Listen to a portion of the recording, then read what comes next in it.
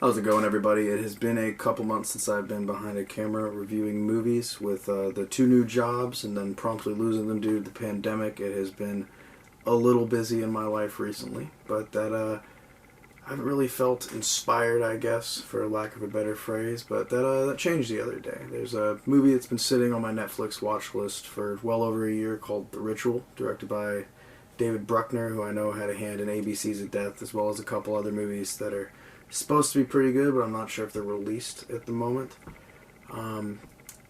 It's also produced by Andy Serkis, which really drew my attention to it, threw it on that watch list, but something about it didn't draw me to it for the last year and a half while it was sitting there, and I never actually got around to watching it. But that actually changed the other day because I saw that David Bruckner was going to be supposedly directing the Hellraiser reboot, which is my favorite horror franchise, and David S. Goyer, the guy that wrote Man of Steel and the Dark Knight trilogy, was supposed to be writing it, and that's pretty exciting. So I figured I should probably give the movie a shot and see the type of tone that he can develop in movies, and I want to say I wasn't disappointed. Ritual is one part survival horror, one part fantasy horror, and one part whatever Valhalla's Rising had, where you're kind of just like panning through the nature of the beautiful Swedish mountains, and it's almost foreboding in its own way, just with the gray skies and the wind, and just how truly alone these characters end up feeling because of the hike that they decide to embark on. The movie kicks off with all five of them at a pub and gives us a little bit of backstory on how their friend is very violently murdered in front of one of them, main character Luke, in a local liquor store, which is what prompts them to go on the Swedish trip and try and find somewhere to leave a couple things in his honor. You can tell most of these characters probably would never be caught dead on a hike, especially the kind of comic relief, but at times he's so much of an asshole, he's not really funny and just irritates the hell out of your character, Dom.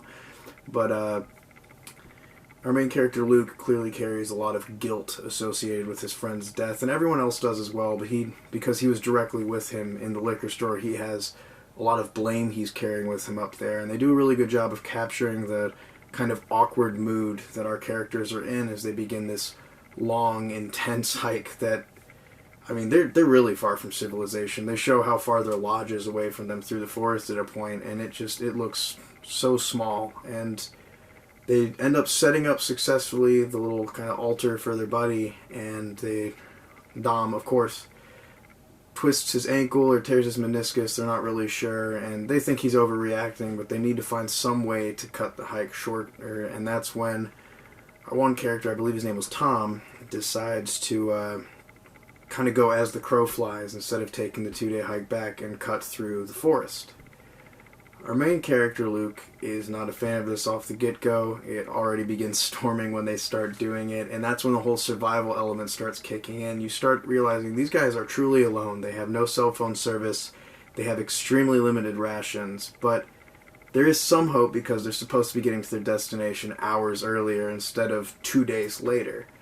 But it is very quickly at this point that they find kind of a foreboding message. It is, I believe it was elk.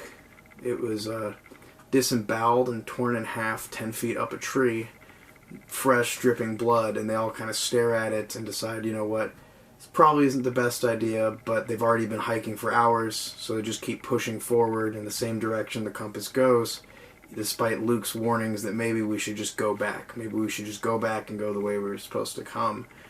And they come upon an empty house that they all decide to sleep in that night, and each character has a different creepy experience, some of which you don't even find out about until later in the movie in the house, but they promptly leave the next day and begin to take a path that wasn't there before. It's not the direction they should go, and I thought the director did a really great job of capturing this emotion of just like confusion and panic that people can have in situations like that.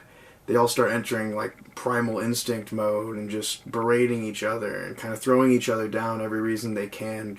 And Luke in particular gets the worst of it because he believes there's something in the woods following them, and he's seen things to kind of show them that. And the whole movie does a great job of not really showing you if it's there or not. There is a point where you definitely find out if something is in the woods, and that's at a part of the movie where you think it's almost over, and then it goes on for another 30 minutes, and it's one of the most rewarding parts of the movie because it does go all out fantasy at a point in time. But Pardon my voice, I'm getting over the bloody sickness. Where was I?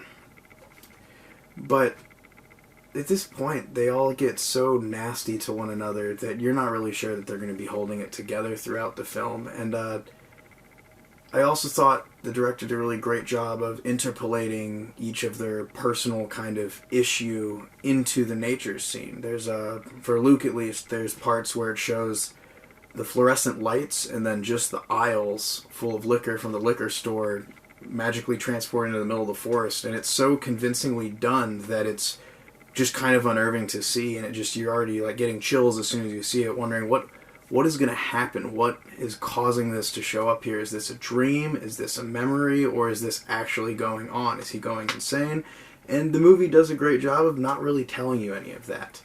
And your characters get fairly pitted against each other very early on. Halfway through the movie, they don't trust each other, but they're the only ones they have to trust.